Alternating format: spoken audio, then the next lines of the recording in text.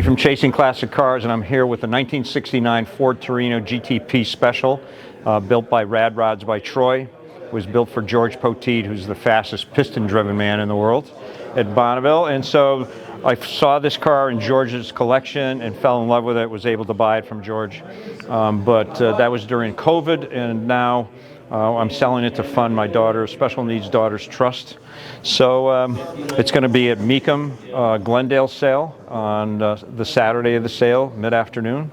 So I hope it does very well. It's got a Boss 429, 750 horsepower Ford V8. It's a lot of motor. Everything on the car is done to a different level than what you'd expect. The heads of the car, the color, the welds, the hose clamps, the stacker fuel injection, everything about the car is something very, very special. The fasteners are just made for this car. So it's a car that somebody's going to be able to get and really enjoy, and it drives just as good as it looks. It's a little loud, but it drives as good as it looks. It was built to really be a NASCAR for the streets, so it's very barren inside, no carpeting, no insulation, the basics, some seat belts and a couple of seats, Holman & Moody gauges, 5-speed transmission, exhaust exits down here, and great giant wheels on the back that tuck up and underneath the quarter panels. This is the only factory piece of the car, the roof panel. Everything else has been stretched, modified, widened to make a very special car. And these are real center locks that are on here, right? Yes, sir, yeah. Yep. So we got the knockoffs, and then they're wired so that they don't come off. Proper race car stuff. Right, right. And then, of course, it's got the Torino look with the rear of the car swooping backwards and then catching this billet aluminum tail, ducktail on the back to force the downforce down to the car so that it's got plenty of traction. All the plating is nickel plating on the car. So it's different in every single way. So what are your favorite things about the car in particular? Obviously you highlighted the unique hardware to the car and even some of the sort of NASCAR inspired changes. What are just, if you had to pick, let's say 2 things, what would you choose? Well, of course, the sound. Yep.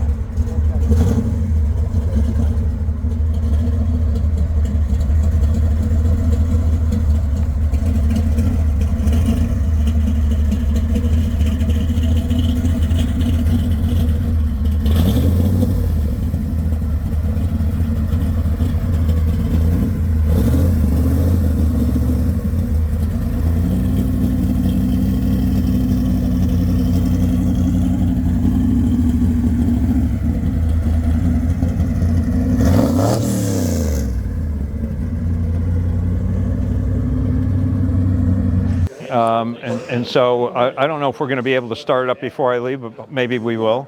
And then, of course, the roll cage and just the look of the car. I'm a Ford guy anyways, and so I love Torinos. And to know that this is so low to the ground and stretched.